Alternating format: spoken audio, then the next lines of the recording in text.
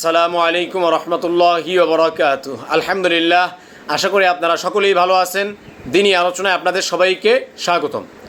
আমাদের এই দিনী আলোচনার আজকের বিষয়বস্তু হবে ঈমানের শাখাগুলো নিয়ে ধারাবাহিক আলোচনা। তারই ধারাবাহিকতায় আমরা ঈমানের 20 নম্বর শাখা অর্থাৎ অঙ্গীকার, ওয়াদা, অঙ্গীকার রক্ষা করা এই সম্পর্কে আমরা জানতেছিলাম।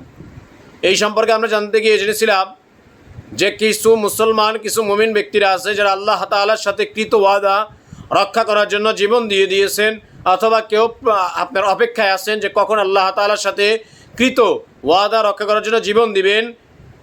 এরকমটা তারা করে তারা আল্লাহ তাআলার ওয়াদা পূর্ণাঙ্গ করেছেন, তারা কারোর সাথে ওয়াদা ভঙ্গ করেননি। যেমন এই ওয়াদা রক্ষা করেছেন সাহাবায়ে কেরাম রিদওয়ানুল্লাহি তাআলা আজমাইন। মুমিনদের মধ্যে বহু মুমিনরা এই আল্লাহ তাআলার সাথে কৃত ওয়াদা রক্ষা করেছেন।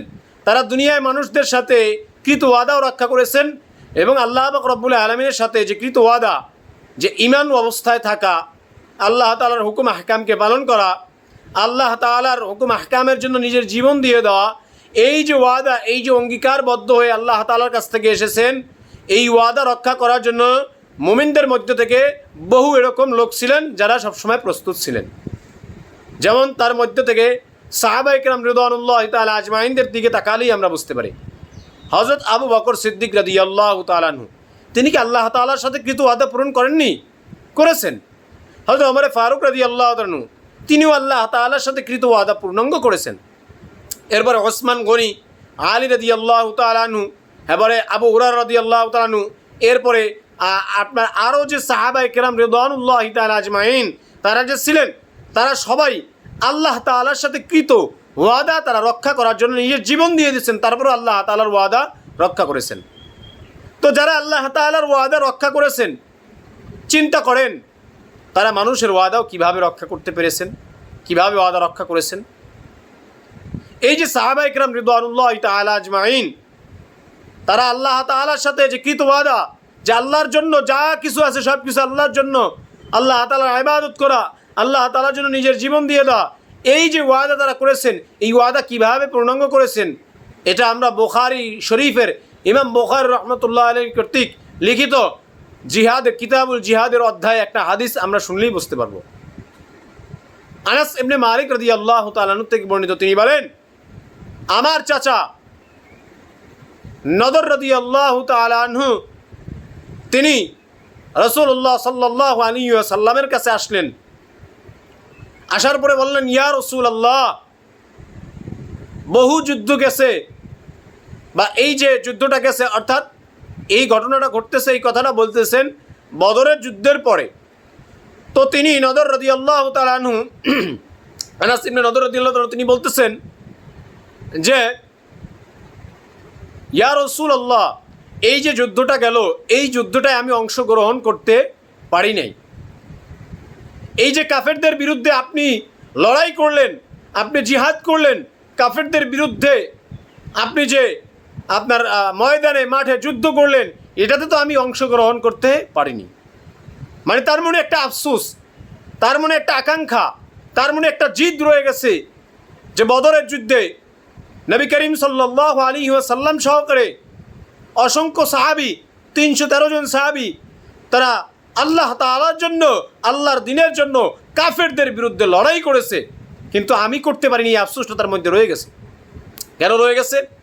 কারণ কাফেররা তারা আল্লাহ তাআলাকে অস্বীকার করে, কাফেররা তারা আল্লাহ তাআলার বিরুদ্ধে কথা বলে, কাফেররা তারা আল্লাহর বিরুদ্ধে সব কর্মকাণ্ড করে, কাফেররা তারা এই জমিনের মধ্যে আল্লাহর রিজিক খেয়ে, আল্লাহর দেয়া ধন দৌলত পেয়ে তারা আল্লাহর বিরুদ্ধচারণ করে, তারা আল্লাহ তাআলার পক্ষে যারা কথা বলে, ঈমানওয়ালা যারা, তাদের উপরে অত্যাচার করে, এই তাদেরকে মারতে পারে নাই, তাদের সাথে যুদ্ধে অংশগ্রহণ করতে পারে নাই, যারা আল্লাহ তাআলার বিরুদ্ধে সবসময় বিশুদ্ধার করে, আল্লাহ তাআলাকে যারা অস্বীকার করে, তাদের বিরুদ্ধে যে এই যুদ্ধে অংশগ্রহণ করতে পারে নাই, এই জন্য মনের মধ্যে তার একটা আফসোস রয়ে গেছে।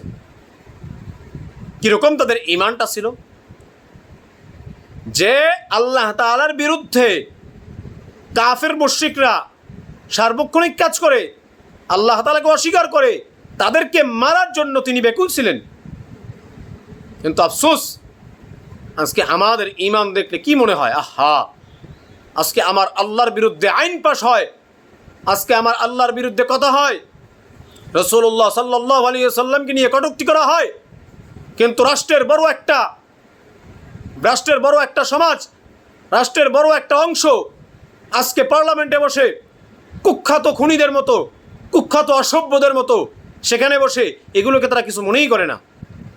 কুখ্যাত অসভ্যদের মতো বলে মধ্যযুগের আইন কি জন্য প্রয়োজন, এখন তো আর মধ্যযুগ না, আল্লাহ তাআলার আইনকে কিভাবে অবমাননা করে। তো আমাদের ঈমান হচ্ছে এরকম ঈমান যে তারা তো আল্লাহর বিরুদ্ধে কোনো কথা হলে, রসুলের বিরুদ্ধে কোনো কথা হলে তারা সরাসরি যুদ্ধের ময়দানে নেমে যেত। আর আমরা আজকে আল্লাহর বিরুদ্ধে কথা হয়, আল্লাহর আইনের বিরুদ্ধে কথা হয়, রসুলের বিরুদ্ধে কথা হয়, কিন্তু আমরা তার প্রতিবাদ করার জন্য প্রস্তুত থাকি না। এমন একটা অবস্থা আমাদের হয়ে গেছে। তো এই ঈমান নিয়ে জান্নাতে যাওয়ার আশা, আসলে আল্লাহ তাআলা তো তার রহমত থেকে নৈরাশ হতে নিষেধ করেছেন, আশা থেকে নিরাশ হতে নিষেধ করেছেন, এই জন্য হয়তো আশাহারা হই না। কিন্তু বাস্তবিক পক্ষে দেখলে এই ঈমান নিয়ে জান্নাতে যাওয়া কতটুকু সম্ভব আল্লাহ তাআলাই ভালো জানেন। তো সাহাবী আনাস ইবনে নদর রাদিয়াল্লাহু তাআলা আনহু তিনি রাসূলুল্লাহ সাল্লাল্লাহু আলাইহি ওয়াসাল্লামের কাছে এসে হাজির হয়ে বললেন, ইয়া রাসূলুল্লাহ, আমি তো এর আগের যুদ্ধে অংশগ্রহণ করতে পারিনি, কাফেরদের বিরুদ্ধে আমি তো জিহাদ করতে পারিনি, কাফেরদের বিরুদ্ধে আমি লড়াইয়ে নামতে পারিনি। ইয়া রাসূলুল্লাহ, আবার যদি আল্লাহ চায় তো কোনো যুদ্ধ যদি হয় তাহলে আমাকে সেই যুদ্ধে আপনি অংশগ্রহণ করার মতো অনুমতি দিবেন, দেখবেন আমার আল্লাহ দেখবে যে আমি কি করতে পারি। সুবহানাল্লাহ, আল্লাহু আকবার। কত বড় ঈমানওয়ালা, কত বড় মজবুতি কথা যে আল্লাহ তাআলাকে বলতেছে যে আমি এরপরে কোনো যুদ্ধ সংগঠিত হলে কাফেরদের বিরুদ্ধে, সেই যুদ্ধে আমি কাফেরদের বিরুদ্ধে কি করতে পারি আল্লাহ তাআলা সেটা দেখবে। সুবহানাল্লাহ, কত বড় ঈমানের কথা, কত বড় শক্তিশালী কথা, কত বড় শক্তি থাকলে, কত বড় ঈমানের পাওয়ার থাকলে এই কথা বলা যায়। আজকে আমাদের ঈমান আছে, ঈমানের পাওয়ার নেই। আজকে আমাদের জবান আছে কিন্তু সঠিক কথা বলার মতো কোনো যোগ্যতা আমাদের নেই। আমরা সবাই কাপুরুষ, আমরা সবাই অযোগ্য। আল্লাহর বিরুদ্ধে আইন পাশ হয়, রসুলের বিরুদ্ধে কথা হয়, কিন্তু সব মুসলমানগুলো পার্লামেন্টে থাকা সত্ত্বেও কেন এগুলোকে নিয়ে কোনো কথা হয় না?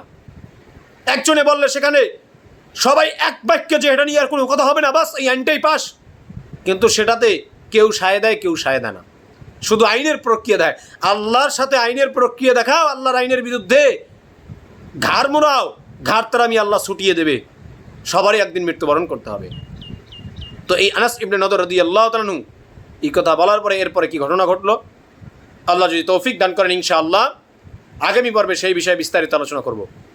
আল্লাহ পাক রব্বুল আলামিন আমাদের সবাইকে আল্লাহ তাআলার সাথে কৃত যে ওয়াদা আমাদের, এবং দুনিয়ায় ওয়াদা করলে এই ওয়াদাকে রক্ষা করে ঈমানের এই 20 নম্বর শাখাটিকে পরিপূর্ণ করার তৌফিক দান করুন, আমিন।